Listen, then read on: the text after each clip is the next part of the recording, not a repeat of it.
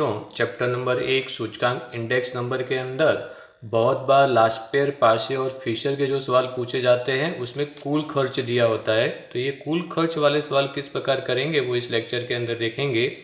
विद्यार्थी मित्रों, जब मात्रा और कुल खर्च दिया हो या फिर मूल्य और कुल खर्च दिया हो, मात्रा यानी क्या Q1 Q0 और कुल खर्च दिया हो, मूल्य यानी क्या P1 और P0 और कुल खर्च दिया हो, तो उस समय सवाल कैसे गिनेंगे तो इसकी चर्चा अपने इस लेक्चर के अंदर करेंगे।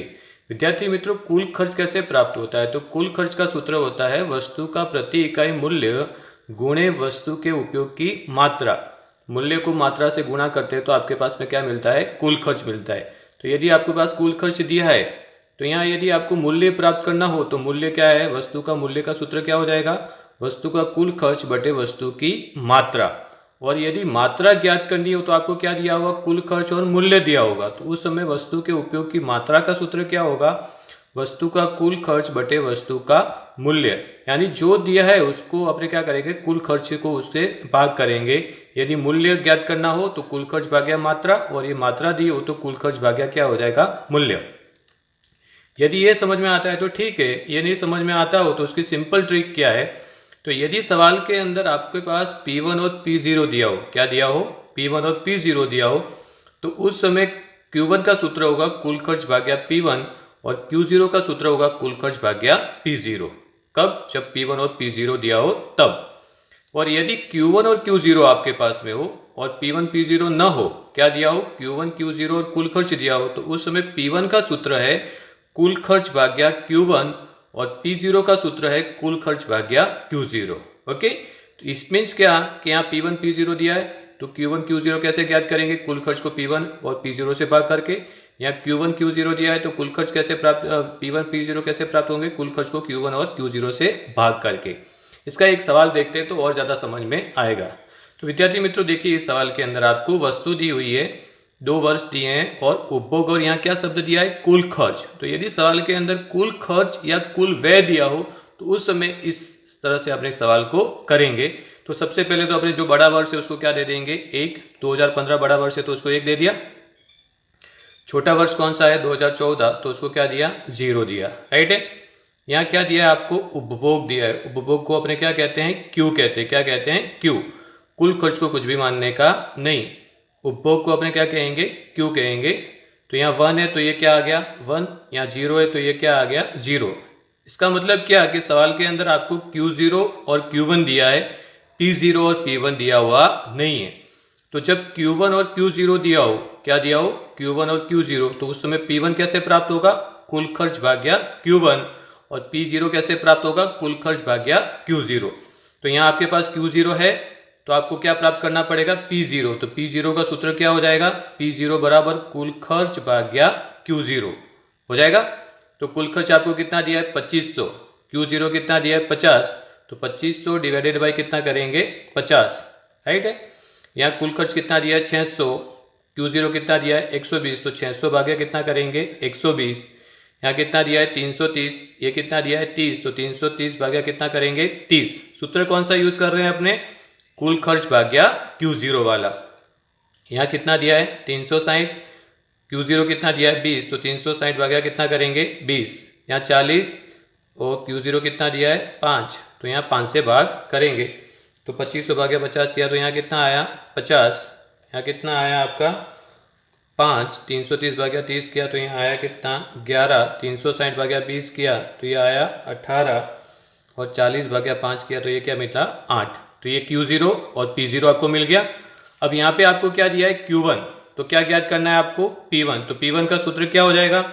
P1 बराबर कुल खर्च भाग्या Q1। कुल खर्च भाग्या क्या करेंगे? Q1। तो यहाँ कितना दिया है? 4200 दिया है। तो Q1 कितना है? 60। तो 4200 भाग्या कितना करेंगे? 60। यहाँ कितना दिया है? 700। ये कितना है? 140। तो 700 भाग्या कितना करेंगे? 140। यहाँ कितना दिया है? 200। और ये कितना है? 20। तो 200 भाग्या कितना करेंगे? 20। यहाँ 300 बटे में कितना रखेंगे? 15। और यहाँ 50 भागे कितना रखेंगे? 5। तो 4200 भाग्या 60 किया तो ये आया कितना? 70। ये किया तो कितना आया? 5। 200 भाग्या 20 किया तो कितना आया? 10।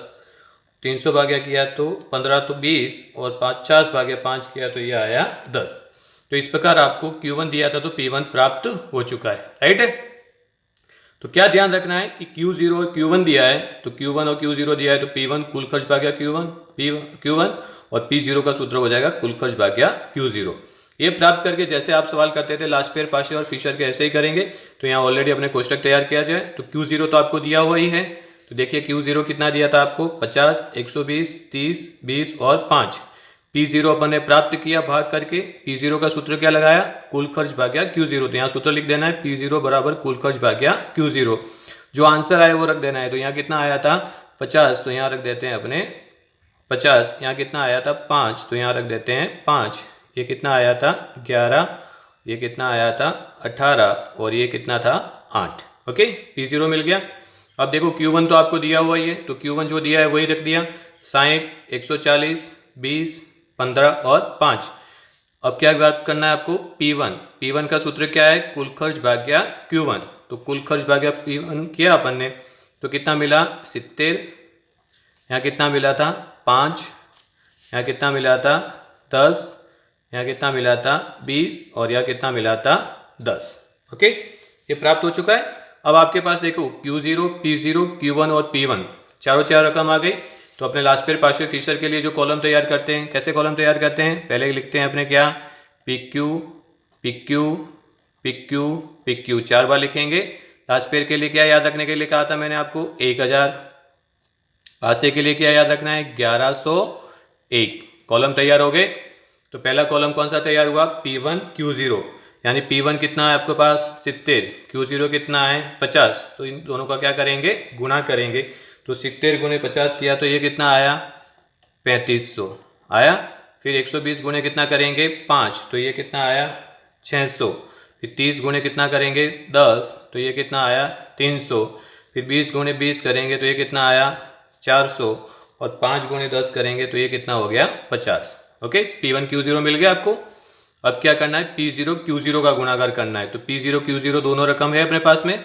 तो 50 गुणे 50 किया तो ये कितना आया 2500। फिर 120 गुणे 5 किया तो ये कितना आया 600। 30 गुणे 11 किया तो ये आया 330। 20 गुणे कितना किया 18, तो ये आया 360। और 5 गुणे 8 किया तो ये आया आपका 40। ओके, उसके बाद P1 और Q1 का गुणाकार करेंगे। तो P1 Q1 दिया हुआ है, तो 60 गुणे कितना करेंगे 70, तो ये आया कितना 4200। 140 गुणे कितना करेंगे 5, तो ये आया कितना 700। 20 गुणे 10 करेंगे तो कितना आएगा 200। 15 गुणे 20 किया तो ये कितना आया 300। और 5 गुणे 10 किया तो ये कितना आया 50। P1 Q1 मिल गया। अब P0 Q1 करेंगे। तो P0 और Q1 इन दोनों का गुणाकार करेंगे। 50 गुणे कितना करेंगे 60, तो ये कितना आया 3000। फिर कितना करेंगे 5 गुणे 140 किया तो ये आया कितना 700। 11 गुणे 20 किया तो 11 दूनी 22 यानी 220। 18 गुणे कितना किया 15, तो ये आया 270। और 8 गुणे 5 किया तो ये कितना आया 40। ओके, जैसे अपने लास्ट पेयर, पार्शियल, फिशर करते थे ऐसे ही कॉलम तैयार हो गए। अब इसका टोटल कर देंगे। तो P1 Q1 का टोटल कितना आया 4850। P0 Q0 का टोटल आया 3830। इसका टोटल आया 5450। और P0 Q1 का टोटल किया तो ये आया 4230।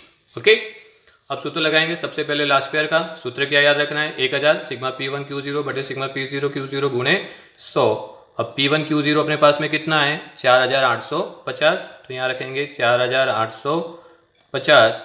सिग्मा P0 Q0 का टोटल कितना है 3830 गुणे कितना करेंगे 100, तो किया तो ये आया 126 पॉइंट कितना आया 63। ये क्या मिला आपको, IL मिला, यानी लास्ट पेयर का सूचकांक प्राप्त हो गया आपको। अब अपने सूचकांक कौन सा प्राप्त करेंगे, पासे का। तो पासे का सूत्र क्या है, IP बराबर सिग्मा P1 Q1 बटे सिग्मा P0 Q1 गुणे 100, यानी क्या याद रखना है 1101। ओके, तो सिग्मा P1 Q1 का टोटल कितना है 5450। ओके, फिर P0 Q1 का टोटल कितना है अपने पास में 4230 गुणे कितना करेंगे 100, तो IP आपको मिलेगा कितना 128.84। आपको IP मिल गया, राइट है। अब आई एल आई पी आपके पास में है, तो आई एफ का सूत्र, फिशर का सूचकांक का सूत्र क्या होगा, अंडरवुड आई एल गुणे आई पी। तो इसके अंदर रकम रख देते हैं। तो आई एल का आंसर कितना आया था अपना 126.63 गुणे आई पी का आंसर कितना आया था 128.84। ओके, इन दोनों का गुणा कर दिया तो गुणा आया 16,315।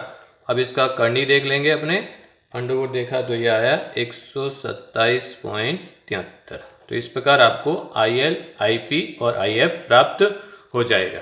ओके, यहाँ ध्यान रखो, इस सवाल के अंदर आपको Q0 और Q1 दिया है। यदि आपको Q0 के बदले P0 दिया होता तो यहाँ सूत्र क्या हो जाता, Q0 बराबर कुल खर्च भाग्या P0 हो जाता, और यहाँ क्या हो जाता, Q1 बराबर कुल खर्च भाग्या Q1 के बदले क्या हो जाता, P1 हो जाता। ओके, तो जब भी आपको लास्पेयर पार्शियल फिशर के सवाल के अंदर कुल खर्च या कुल व्यय शब्द दिया हो तो उस समय आपको देख लेना है कि दो चीजें आपके पास में होगी, दो ज्ञात होगी। ज्ञात यानी क्या कि P1 P0 दिया होगा तो Q1 Q0 ज्ञात करना पड़ेगा, और Q1 Q0 दिया हो तो P1 P0 ज्ञात करना पड़ेगा। तो उस समय कुल खर्च करके कुल खर्च को जो दिया उससे क्या कर देंगे, भाग कर देंगे, तो आपको क्या है, रकम प्राप्त हो जाएगी। उसके बाद जैसे अपने लास्पेयर पार्शियल फिशर के कॉलम तैयार करते हैं इसी प्रकार कॉलम तैयार करके आप लास्पेयर पार्शियल और फिशर ज्ञात कर सकते हो। होप सो के विद्यार्थी मित्रों आपको ये सवाल समझ में आ चुका होगा। इसी प्रकार के सवाल आपको स्वाध्याय 1.3 के अंदर छठा सवाल दिया हुआ है, 1.3 का छठा सवाल, और स्वाध्याय के अंदर सेक्शन F के अंदर पहला और दूसरा सवाल दिया है कुल खर्च से। तो इसकी प्रैक्टिस करेंगे तो आपको और ज़्यादा समझ में आ जाएगा। Thank you very much. जय हिंद, जय भारत, स्वस्थ रहिए, मस्त रहिए।